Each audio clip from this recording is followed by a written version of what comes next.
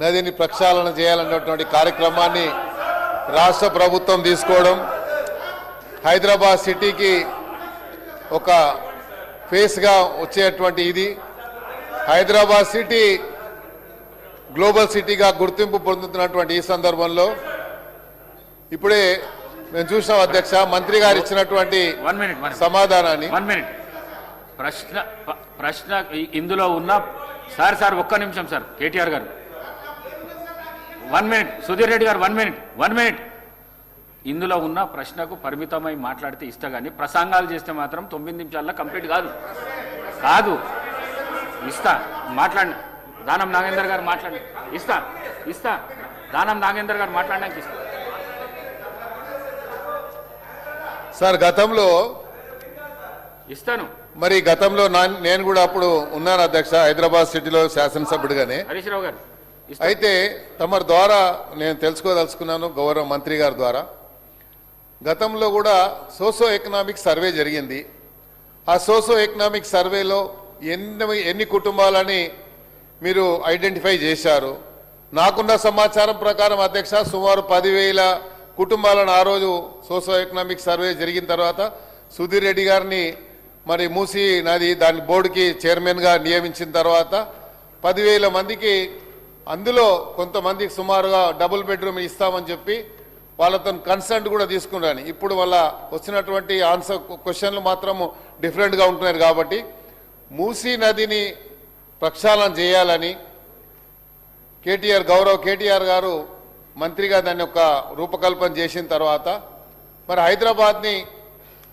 సర్వతోముఖ అభివృద్ధి జరగాలన్నటువంటి ఆలోచనతో వారు ఒక యాక్షన్ ప్లాన్ తయారు చేశారు అధ్యక్ష మరి ఇప్పుడు ఈ మూసీ నదిని ఆపాలని లేకపోతే మూసీ పరివాహకలు ఉన్నటువంటి వారిని మరి ప్రొవోక్ చేసేటువంటి కార్యక్రమం ఎందుకు జరుగుతుందని మాకు అర్థమవుతలేదు హైదరాబాద్లో పుట్టిన వాడిగా మా బాధ్యతగా ఉంది అధ్యక్ష హైదరాబాద్లో అన్ని ప్రాంతాలు అభివృద్ధి చెందాలని మూసీ అంటే మీరు ఒక మురికి కాలువగానే దాన్ని పదే మూసీ అంటే మూసీ నది అంటే అది మురికి కాలువ కింద మీరు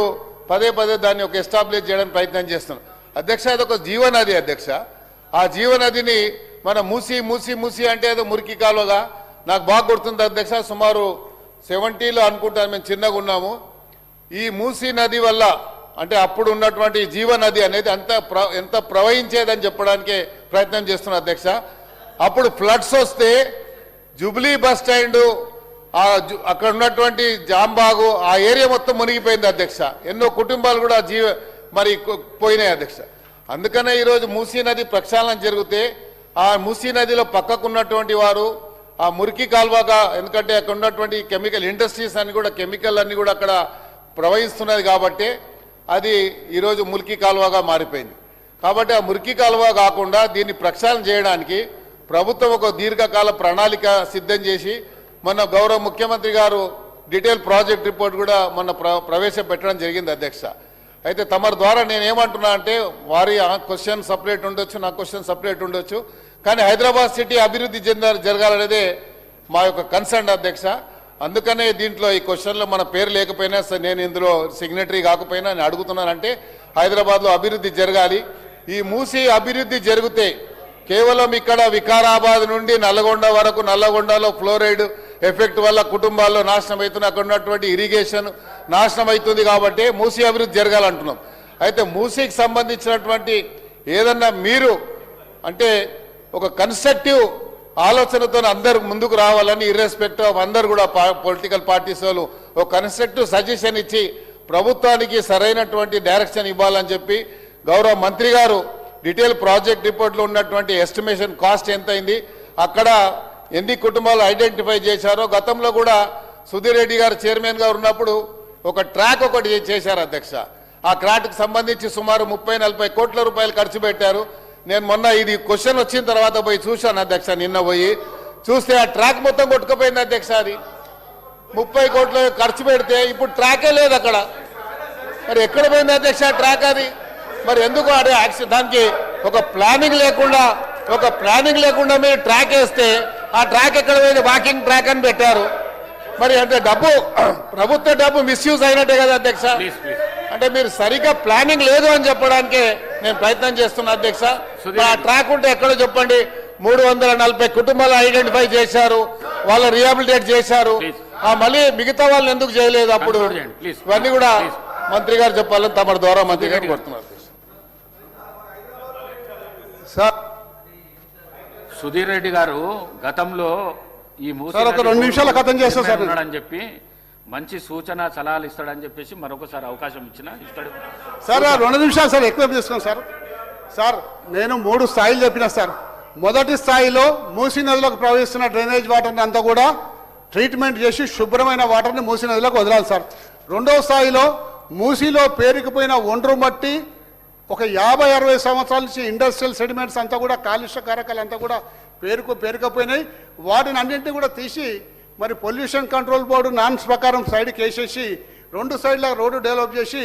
నీరు నిరంతరం ప్రవహించే విధంగా చేయాలన్నది స్థాయిలు సార్.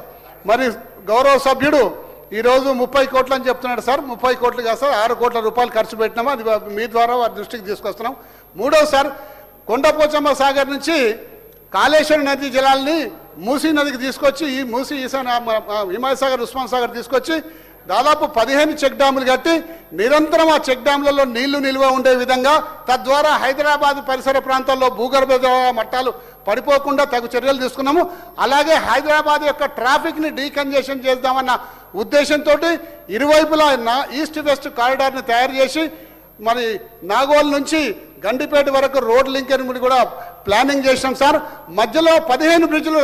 మనం డిజైన్ చేసాం సార్. ఈ 15 బ్రిడ్జ్లు కూడా సార్ శాంక్షన్ చేసాము. దాదాపు 500 కోట్ల రూపాయలు దాన్ని కేటాయించినాము. మొదటి బ్రిడ్జు మీరు పీర్దాదిగూడ నుంచి నాగోల్ వరకు కూడా మీకు పత్తులగూడ వరకు కూడా శంకుస్థాపన చేసాం. అది ప్రోగ్రెస్లో ఉంది సార్. ఇప్పుడు పని జరుగుతూ ఉంది. కాకపోతే ఈ ప్రభుత్వం వచ్చినాక మేము చేసిన పనులకన్నిటి కూడా లాస్ట్ ప్రయారిటీ ఇచ్చి దాన్ని నత్తనడక నడిపిస్తుంది సార్. అసలు పూర్తి కావద్దన్న ఉద్దేశంతో నత్తనడక నడిపిస్తుంది సార్. మూసీ నది అభివృద్ధి చేయాలంటే ఈ 3 స్టెప్స్ తీసుకోవాలి సార్. ఏదో విధంగా ఇండ్లకు రెడ్ మార్కులు చేసి మేము మార్కింగ్ చేసేసి నేను పేగులు మెడలు వేసుకుంటా, లాగులలో తొండలు వదిలిపెడతా, మేము వంగబెట్టి గుద్దుతా, పండబెట్టి తొక్కుతా.